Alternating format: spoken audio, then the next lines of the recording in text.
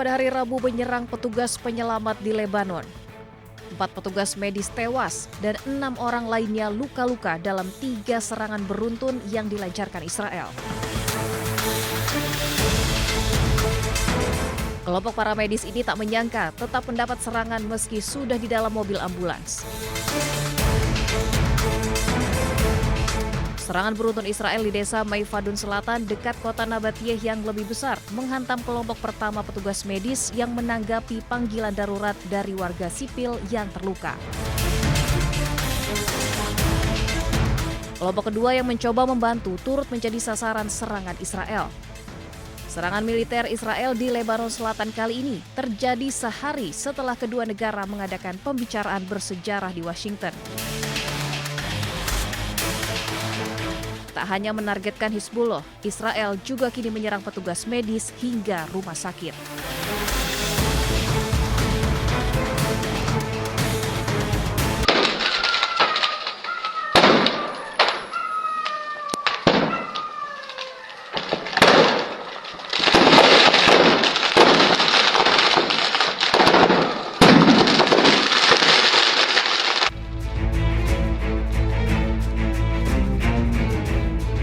Serangan Israel terhadap fasilitas kesehatan di Lebanon kian masif.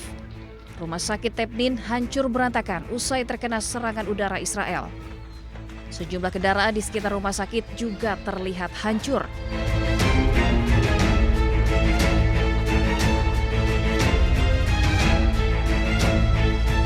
Israel berdalih menyerang seorang pemuda yang diklaim anggota dari Hizbullah.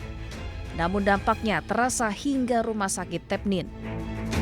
Alat-alat medis di dalam rumah sakit yang diketahui milik pemerintah Lebanon ini hancur akibat serangan Israel. Sebelumnya tentara Israel merilis rekaman yang menunjukkan seorang pemuda tewas akibat serangan drone di Lebanon Selatan.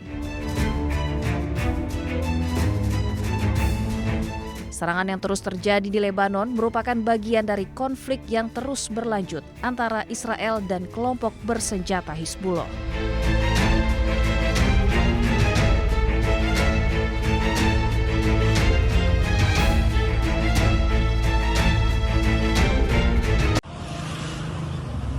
يا الله فان مستهدفين فان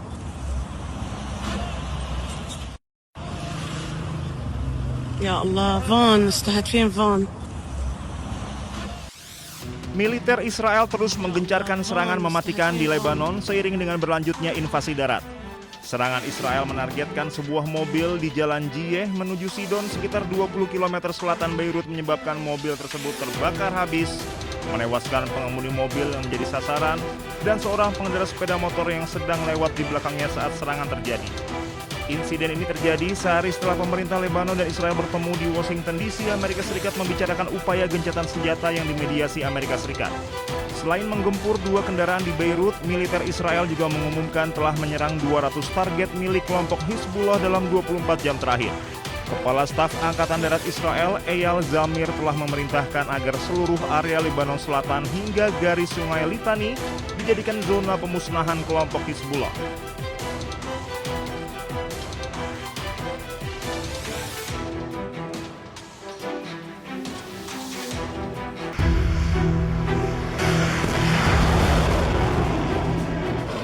Pejuang Hizbullah merilis video serangan rudal yang menargetkan tentara Zionis Israel.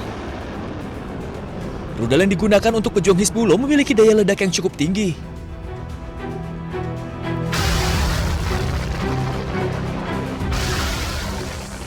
Pejuang militan Hizbullah juga menargetkan barak militer Zionis Israel di Kiryat Shmona dengan roket. Belasan roket diluncurkan oleh pejuang Hizbullah ke markas militer Israel.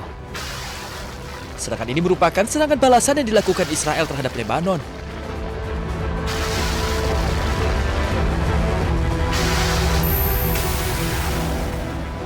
Hizbullah juga menyerang barak militer Israel di dataran tinggi Golan Suriah yang diduduki Israel.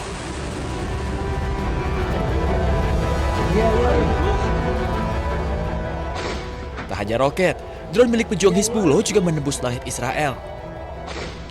Akibat serangan drone tersebut, sirine kembali meraung di Israel.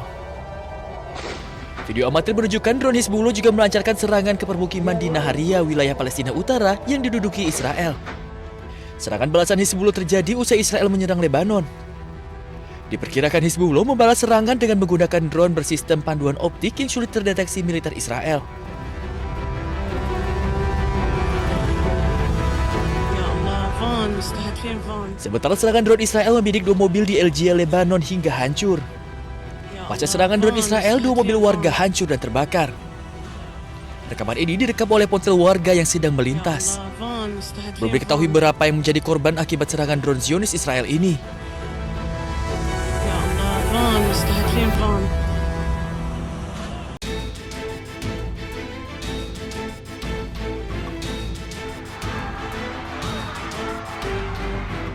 "16 terduga pelaku pelecehan di Fakultas Hukum Universitas Indonesia menerima sanksi akademik. 16 terduga dinonaktifkan status akademiknya dan tidak diperkenankan mengikuti pendidikan maupun aktivitas lain yang berkaitan dengan kegiatan akademik. Nonaktifan hingga 30 Mei mendatang tertuang dalam memo internal.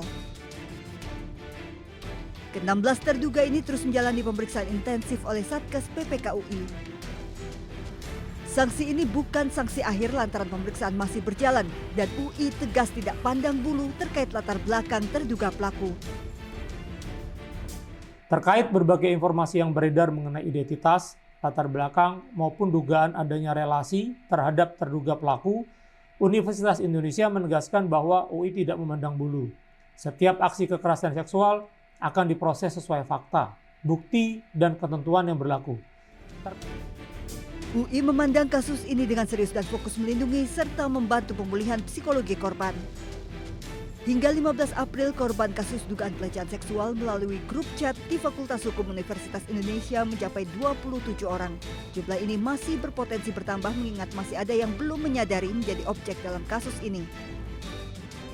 Dari Depok, Jawa Barat, Yung Rizky, iNews melaporkan. Sejauh ini, sampai dengan hari ini, Polda Metro Jaya secara resmi belum menerima laporan polisi.